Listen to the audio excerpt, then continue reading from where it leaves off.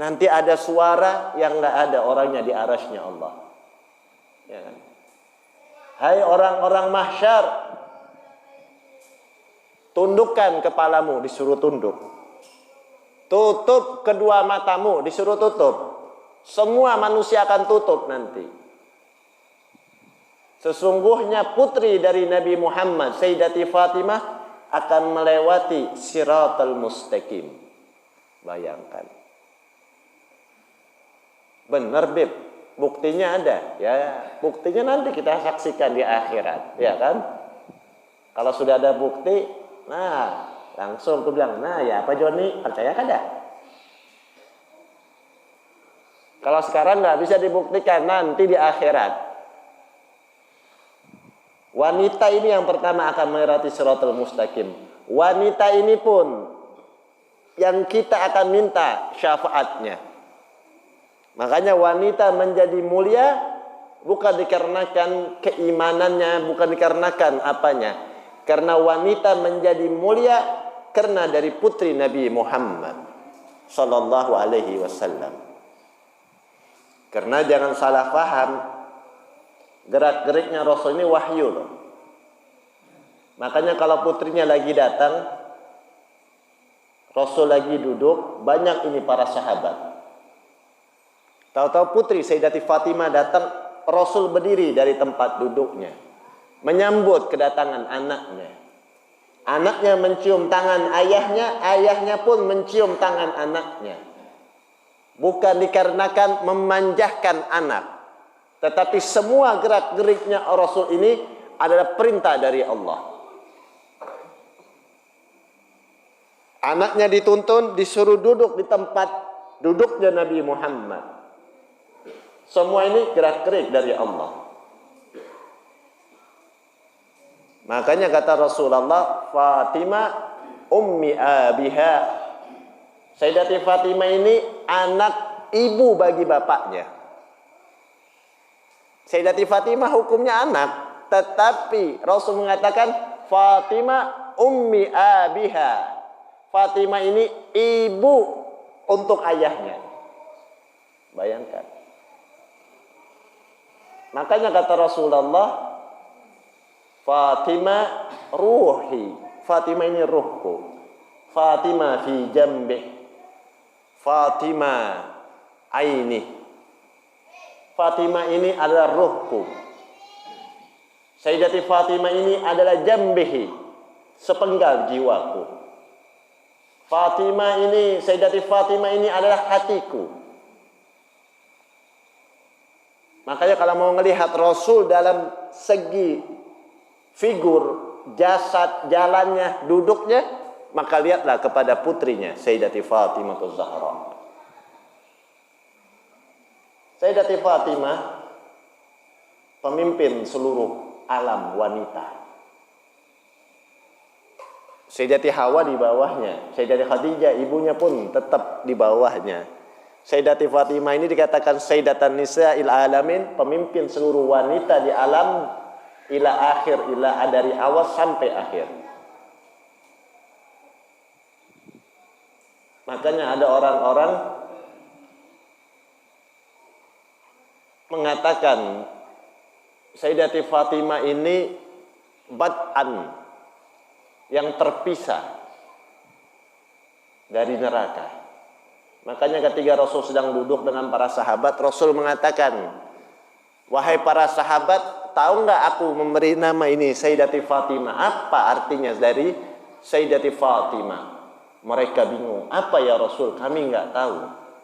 Bi anta wa demi ayah dan ibu kami nggak tahu apa ini.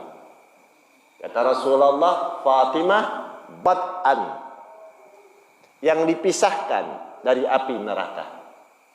Yang dipisahkan dari api, seperti anak susu yang dipisahkan dari susu ibunya. Makanya pernah suatu saat Ummul Mukminin Sayyidati Aisyah sedang lewat di depan rumahnya. Sayyidati Fatimah ini sedang membuat masakan dari kuah, marak. Airnya itu mendidih di atas api. Mau cari sendok untuk mengaduk nggak ada. Akhirnya dia masukkan tangannya ke dalam air yang mendidih itu. Sayyidati Aisyah hanya melihat, tercengang, terkejut, bengong. Akhirnya pucat mukanya. Akhirnya dia datang ke Rasulullah. Kata Rasulullah, kenapa engkau wahai Aisyah? Mukamu kayak orang ketakutan. Kata Sayyidati Aisyah, bagaimana aku nggak takut ya Rasulullah? Anakmu Zahra memasukkan tangannya di air yang mendidih dan tidak terbakar. Kata Rasulullah, loh, kau heran anakku tangannya tidak terbakar di air yang mendidih itu? Iya, kau heran. Wahai Aisyah, kata Rasulullah, Allah telah mengharamkan yahrumu 'alal Fatimah wa dzurriyyatuhu wa mahabbahu finnar. Bahwasanya Allah telah mengharamkan api neraka untuk Sayyidati Fatimah, anak keturunannya dan pencintanya untuk dimakan oleh api neraka. Haram hukumnya. Di akhirat sudah diharamkan, bagaimana di dunia? Nggak mungkin akan dimakan oleh api, kata Sayyidil Wujud Muhammad. Itu yang artinya Fatimah, yang diharamkan oleh Allah untuk dimakan oleh api. Kata Rasulullah, lagi nama panjangnya Sayyidati Fatimah Az-Zahra. Kata Rasul, kau tahu arti Az-Zahra itu? Enggak ya Rasulullah. Para sahabat enggak ada yang tahu. Kata Rasul, Az-Zahra huwa ruh lil malaikah. Zahra itu adalah tempat ruang untuk menghidupkannya malaikat ini, menghirup kehidupannya malaikat dari Zahra. Makanya Zahra itu adalah kehidupan untuk para malaikat. Bayangkan. Nah, makanya kaum muslimin wal muslimat, jangan sampai kita tidak tahu tentang sejarah Islam. Kita mengaku diri kita umat dari Nabi Muhammad, tapi kita nggak tahu Islam sejarahnya. Kita nggak tahu tentang Rasulullah Sallallahu Alaihi Wasallam. Ya kita tahu ya Rasul ini Nabi kita sudah. Makanya Sayyidati Fatimah ini waktu mau meninggal, dia setiap hari biasanya ziarah ke makam Nabi Muhammad. Setiap hari. Karena rumah Rasul, makamnya Rasul dengan Sayyidati Fatimah ini satu tembok. Setiap hari berziarah. Pada suatu saat dia panggil kedua anaknya, Al-Imamul Hasan wal Husain. Wahai anakku, sekarang hari ini engkau yang ziarah. Loh kenapa ibu? Nanti aku menyusul ke kubur kakekmu.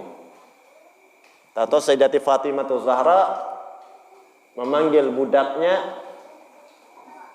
Baju-baju yang belum dicuci sudah dicucikan oleh Sayyidati Fatimah, dirapikan. Makanan sudah disiapkan, baju-baju yang belum dilipat dia lipat. Selesai rumah bersih.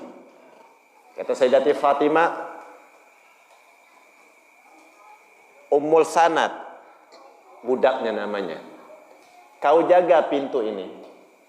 Jangan ada yang masuk siapapun. Baik.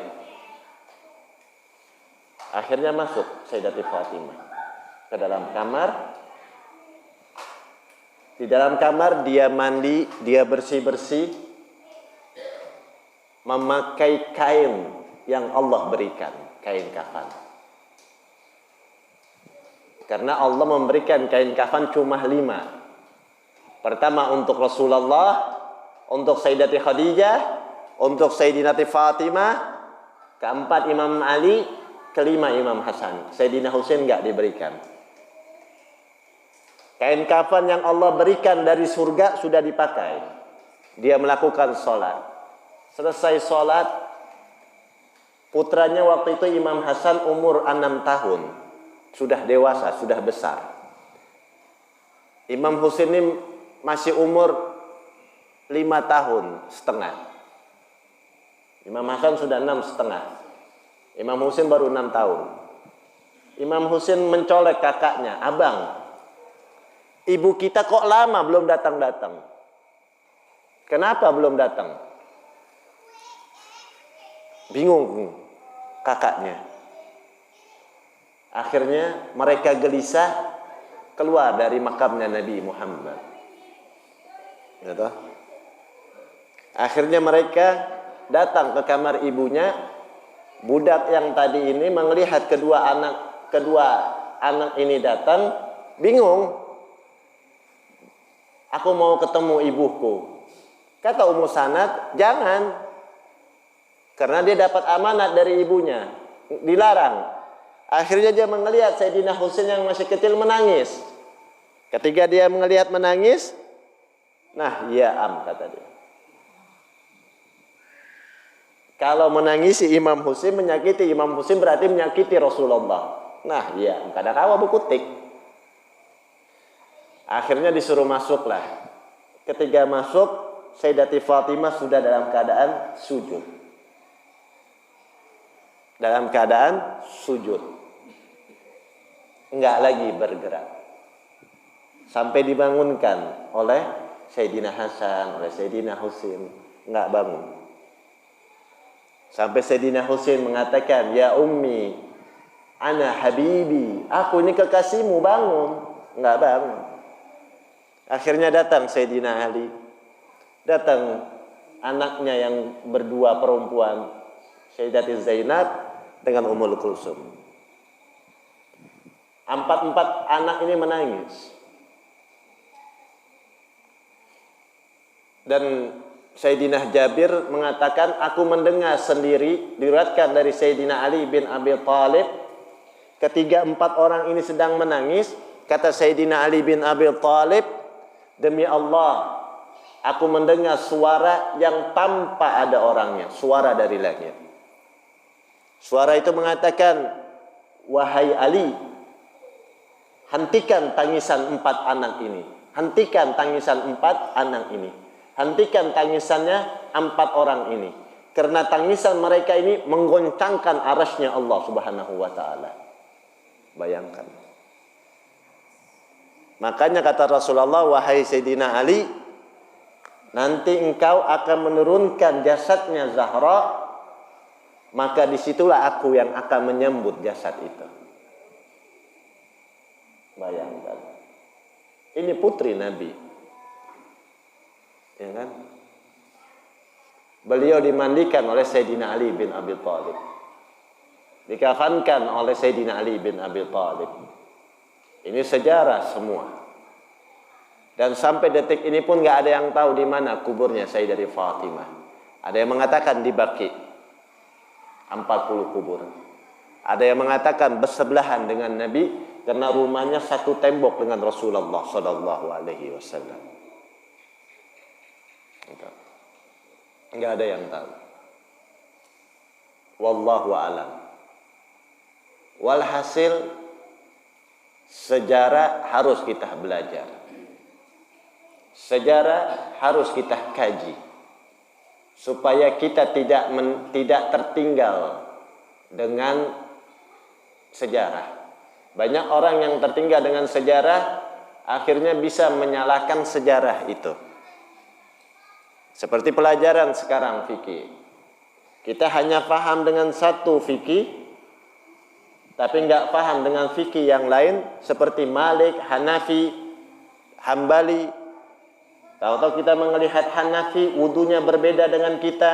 Kita melihat Maliki wudunya berbeda dengan kita.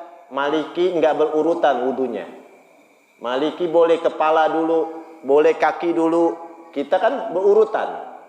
Tapi kalau Imam Malik enggak. Tahu-tahu kita melihat gitu, nah ya ajaran dari mana ini? Padahal ajaran mereka menurut mereka sudah benar. Menurut kita juga benar. Ya kan? Karena wudu kita berpegang teguh kepada Al-Qur'an. Ya ayyuhalladzina amanu idza kuntum lis-shalah faghsilu wujuhakum. Wahai orang-orang yang beriman, apabila engkau ingin melakukan salat, maka usaplah wajahmu. Tapi kalau Imam Malik mau kaki dulu boleh, mau tangan dulu boleh. Tapi kalau Imam Syafi'i tetap dia berpegang kepada Al-Quran. Nah itu.